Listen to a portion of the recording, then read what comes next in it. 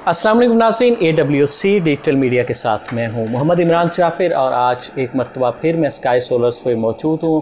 हमारे साथ मौजूद हैं सोलर एक्सपर्ट सैयद मुजाहिद अली शाह साहब और आज इनसे मौजूदा जो सूरत हाल है सोलर पैनल्स की कीमतों के हवाले से इनका माहिराना तज्ज़िया लेंगे और जानेंगे कि ये मामलात जो हैं पाकिस्तान में वतन अज़ीज़ में एकदम से सोलर पैनल्स की कीमतें बेलगाम होकर ऊपर चली जाती हैं, फिर एकदम से इतनी नीचे आ जाती हैं कि लगता ये है कि ये सोलर पैनल गोया मुफ्त में अवेलेबल हो रहे हैं। तो इस तमाम सिनेरियो में इनकी माहिराना राय लेंगे कि ये क्या वजूहात हैं, इसमें किसका फ़ायदा है, किसका नुकसान है। अस्सलाम वालेकुम जी। वालेकुम सलाम। कैसे हैं आप? ठीक हैं, खैरियत से हैं? तो अभी जो सियाक़ो सबाक़ का हमने बात की है कि जो पाकिस्तान में सोलर पैनल्स के हवाले से उतार चढ़ाव एकदम से आ रहे हैं, इसमें कुछ लोगों को तो फ़ायदा होता है, यकीनन इसमें कुछ लोगों को नुकसान भी होगा जो इस सोलर इंडस्ट्री के बिज़नेस से जुड़े हुए हैं।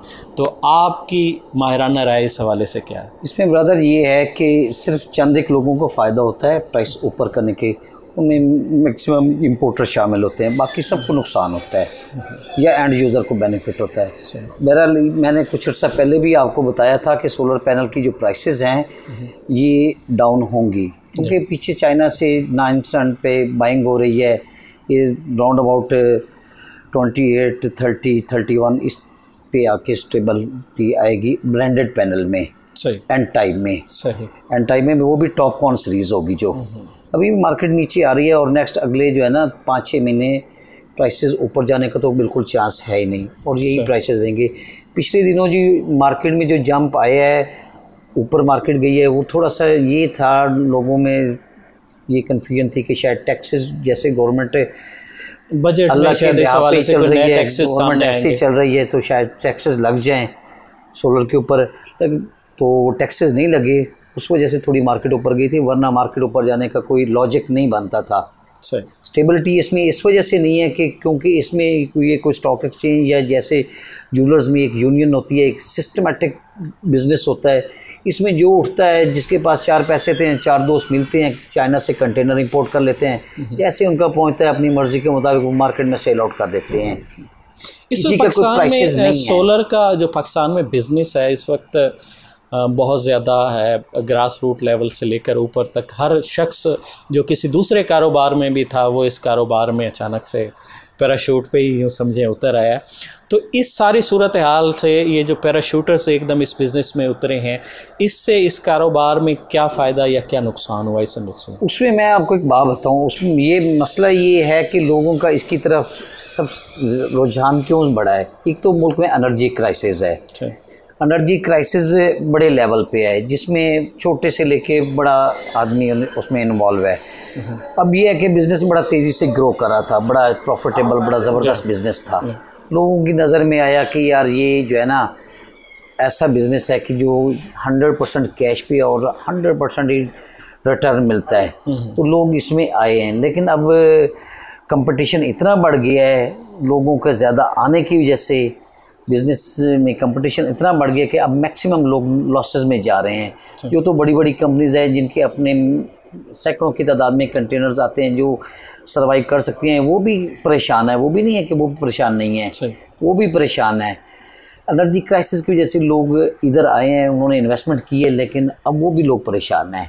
अच्छा, आमतौर पर ये कहा जाता है कि जो रेट्स में उतार चढ़ाव है ये मकामी डीलर्स का इसमें ज़्यादा अमल दखल है, क्या ऐसा है ये जो रेट्स में उतार? देखिए, डीलर्स होता है रिटेलर, डीलर होता है रिटेलर, मिडल मैन होता है, एंड 3-4 लोग इसमें इन्वॉल्व होते हैं। इंपोर्टर होता है, डीलर होता है, प्लस कंज्यूमर होता है।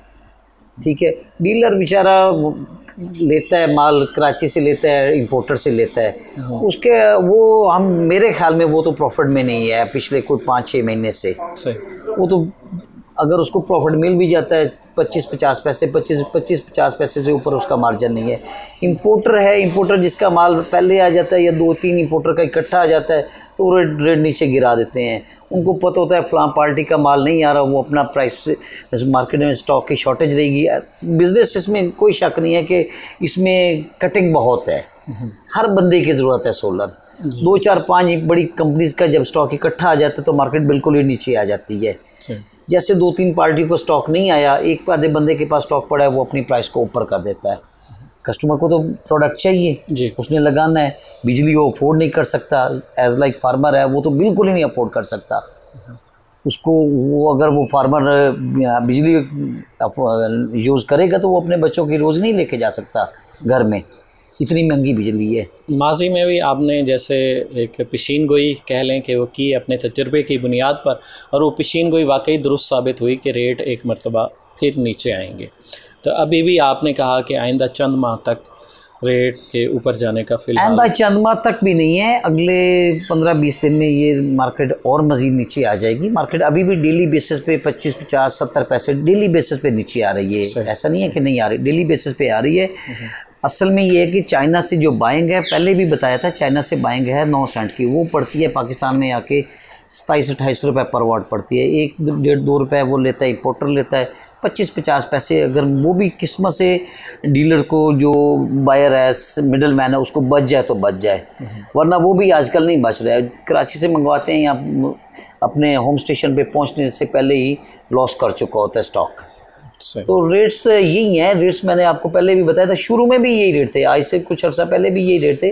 बाइंग आपकी सस्ती हो रही थी, ये सप्लाई एंड डिमांड की वजह से रेट थोड़ा ऊपर चले जाते थे, या वो आपका बीच में कोई माफिया इन्वॉल्व हो जाए तो हो जाए, या लोगों को टैक्सेस की वजह से ड्राप लाप सा के जो है ना रेट थोड़ा ऊपर किया गया है, वरना मार्केट तभी यही थी।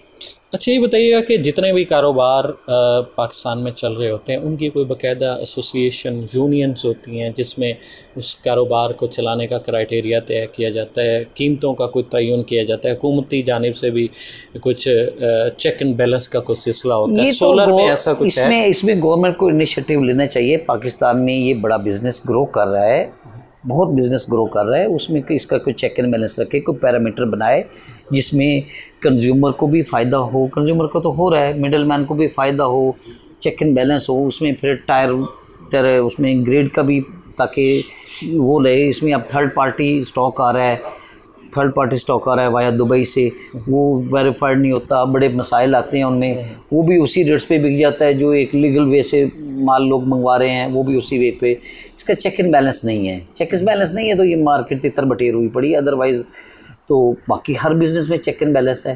तो आपके इस सिलसिले में क्या तजावीज़ हैं कि हुकूमत को किस तरह से करना चाहिए, इस पर करना चाहिए? बड़ा बिज़नेस इस वक्त ग्रो पे जा रहा है, हुकूमत को करना है, इसका चेक एंड बैलेंस रखना चाहिए, प्राइस कंट्रोल। बाकी हर, देखिए पाकिस्तान में हर चीज़ की प्राइस कंट्रोल के बाकायदा डिपार्टमेंट हैं, लोग चेक करते हैं, इवन कि आप सब्ज़ी तक का चेक कर लें, ठीक है। तो ये भी तो हर बंदे की ज़रूरत है ना, हर बंदा घर पे सोलर लगा के बैठा है, हर बंदा इन फ्यूचर लगाएगा। सस्ती एनर्जी है, अच्छी एनर्जी है, लोगों को फ़ायदा होता है इससे, तो इसका एक बाकायदा एक मैकेनिज़्म होना चाहिए।